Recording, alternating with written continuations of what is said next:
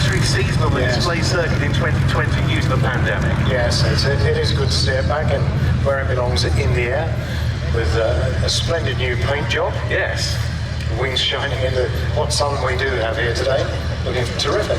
It really does. That paint job was done over the closed season months by the volunteer team while the aircraft was in hangared accommodation here.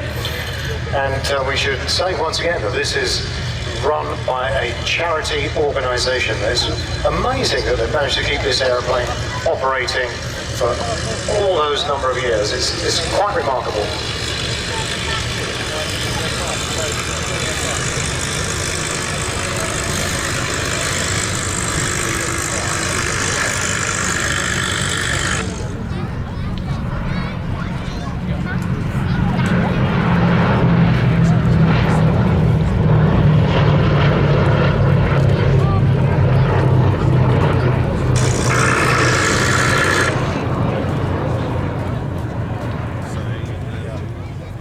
Personal trainer, he trains footballers for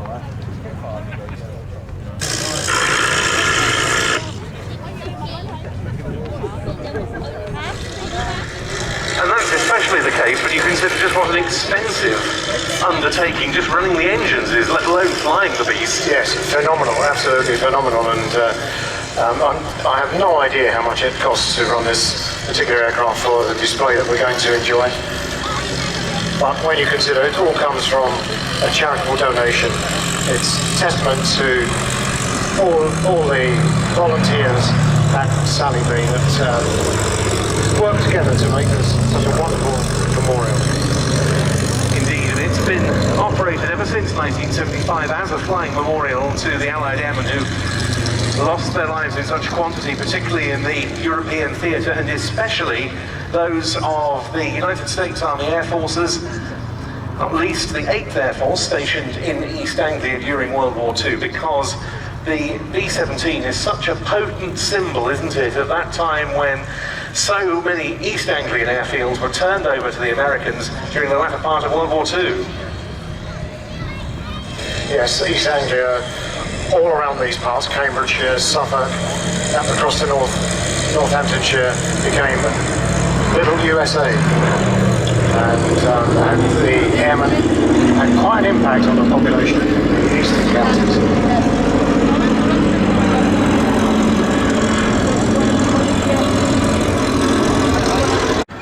And it became a much more difficult proposition, particularly when they were faced by the might of the Luftwaffe.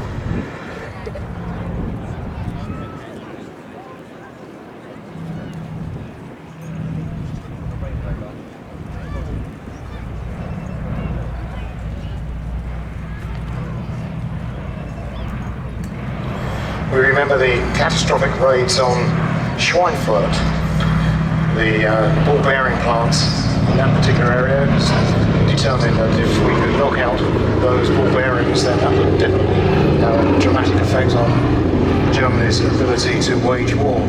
Sadly, they had to go back again, and during the course of those raids, they did suffer huge casualties. Well, one of the things that changed all of that around, apart from growing Allied air superiority in the skies over mainland Europe, was the appearance of more effective escort fighters to accompany not just the B-17s, but also their colleagues on the US Army Air Force's daylight raids, the consolidated B-24 Liberators, to their targets and back.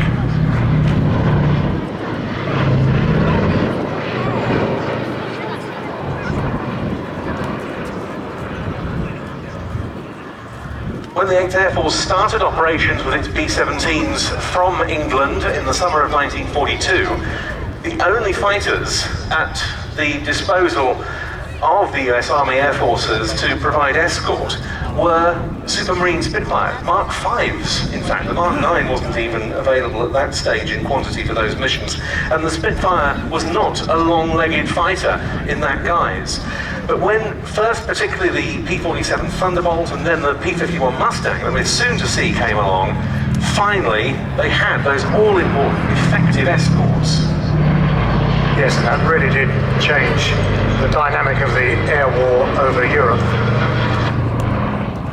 And it's worth remembering that the very first raid by the B-17s was launched from Northamptonshire, from Grafton Underwood, and it was led by Paul Tibbets, who became rather well more known for later in the war when he flew on the B-29 mission to Hiroshima, which dropped the atomic bomb. That was so many B-17 bases in East Anglia. Many of them now, in fact nearly all of them, have some form of memorial. Many of them have been overflown by Sally B over the years.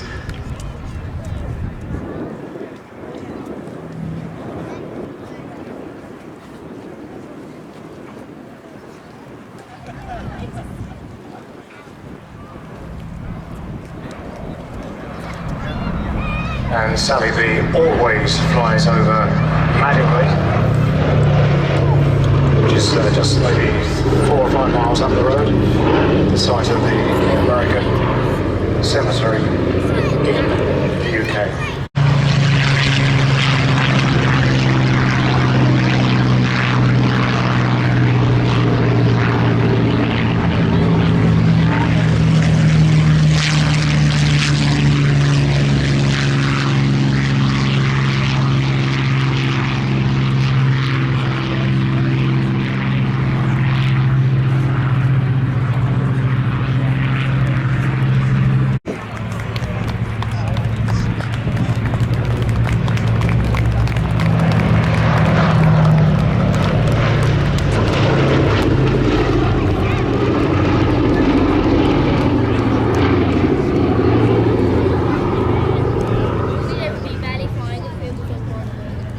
This, of course, has been a difficult couple of years for Sally B, owing to the cancellation of its 2020 season by the pandemic, but luckily, as we were saying, it's been back on the circuit for 2021, albeit with fewer displays to attend, with still a truncated calendar, so naturally funds have been running short.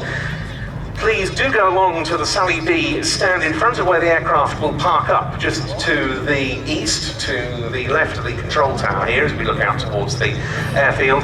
And there you can sign up for the Sally B Supporters Club and help keep this aircraft flying. Alternatively, do so when you get home, going on the website at www.sallyb.org.uk. But now we turn our attention to the fighters of the US 8th and 9th Army Air Forces in the European theatre. Of course, types that were stationed here at Duxford when it was Station 357 of the US Army Air Forces from 1943 through until after the end of the war in 45. But we change our scene to one of the Mustangs just tucking the gear up.